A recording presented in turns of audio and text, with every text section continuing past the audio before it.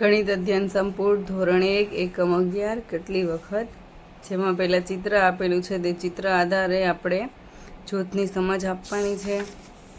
ત્યારબાદ તેના આધારે પ્રશ્નો છે. રીના તેના મમ્મી પપ્પા અને ભાઈ સાથે રિક્ષામાં બેસીને મેળામાં ગઈ.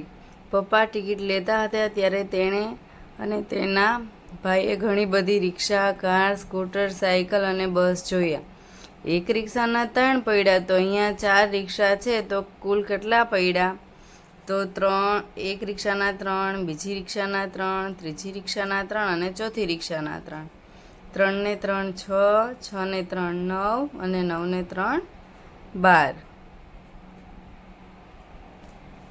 4 રિક્ષાના 12 પડ્યા થાય, તો અહીંયા આપણે લખીશું 4 રિક્ષાના 12 પડ્યા થાય.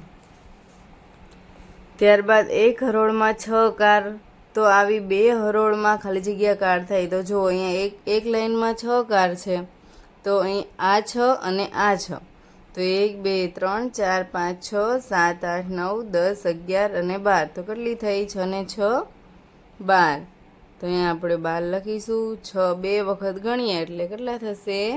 12. એક વિભાગમાં 2 મોટરસાયકલ, તો આવા 5 વિભાગમાં અહીંયા જો 1 2 3 4 અને 5 જૂથ આપેલા છે 2 2 ના. તો આ 2 આ 2 આ 2 આ 2 અને આ 2, 5 વખત 2 છે, તો જોડે ગણીએ તો 1 2 3 4 5 6 7 8 9 10. તો કેટલી થશે? 10. 2 5 વખત એટલે 10, 2 પંચા 10, આ 2 છક 12, 3 ચોક 12. આવી રીતે ઘડિયા શીખવાના છે આપણે. ત્યારબાદ અમે અહીં છીએ. આ એક ખૂબ મોટું ચકડોળ છે. આ ચકડોળમાં એક ઝૂલામાં 4 બાળકો એક સાથે બેસી શકે છે. તો આ ચકડોળમાં 6 ઝૂલા છે.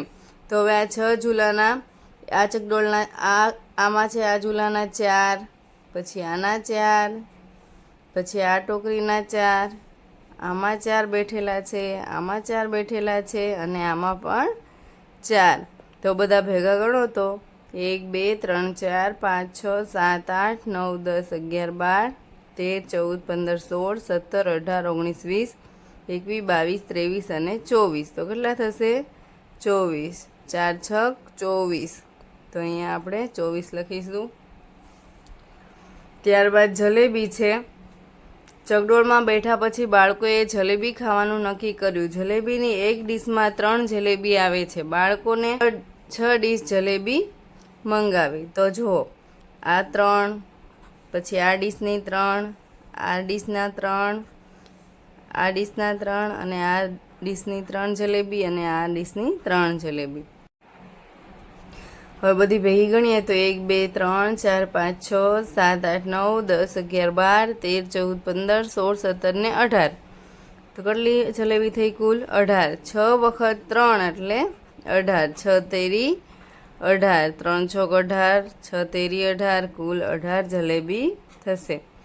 તો આવી રીતે આપણે ઘડિયાની સમજ મેળવવાની છે.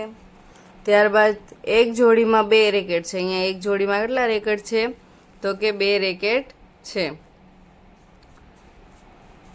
તો 9 જોડીમાં કેટલા? તો આ 1 2 3 4 5 6 7 8 અને આ એક જોડા હાથમાં છે, તો 9 જોડી થઈ.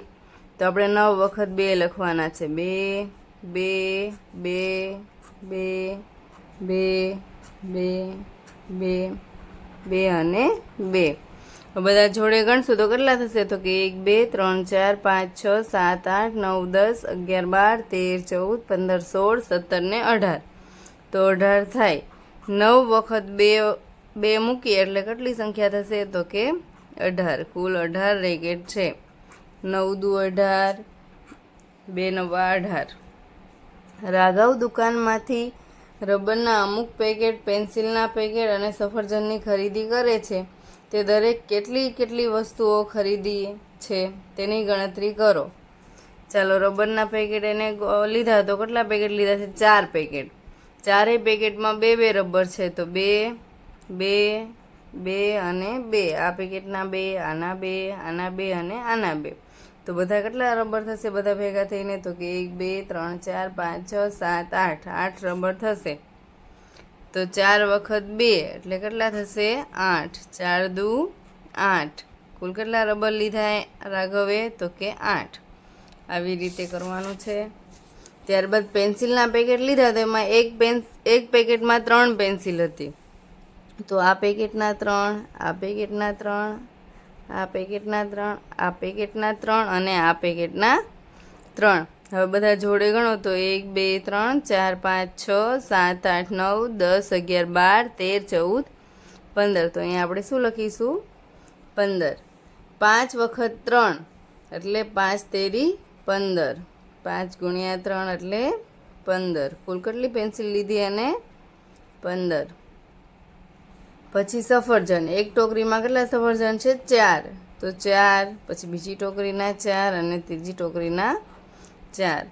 હવે બધા જોડે ગણીએ તો 1 2 3 4 5 6 7 8 9 10 11 12. તો અહીંયા શું આવશે? 12. 3 વખત 4 એટલે 12. 3 વખત 4 આવ્યા ને? 3 ચોક 12. કુલ કેટલા સફરજન થયા? 12. રિક્ષાના પૈડાની ગણતરી કરો. તો એક રિક્ષાને કેટલા પૈડા છે? 3. તો આ પેલી રિક્ષાના 3 આપેલા છે. પછી 1 2 3 આ બીજી રિક્ષાના 3 અને આ ત્રીજી રિક્ષાના 3. હવે 3 જોડે ગણીએ તો 1 2 3 4 5 6 7 8 ને 9. 3 ને 3 વખત લઈએ તો કેટલી સંખ્યા બને? તો કે 9. 3 તેરી 9. 3 રિક્ષાના કુલ પૈડા ખાલી જગ્યા થાય તો કેટલા થશે? 3 રિક્ષાના પૈડા 9. ચંપલની ગણતરી કરો. તો ચંપલ તો જોડમાં થાય ને?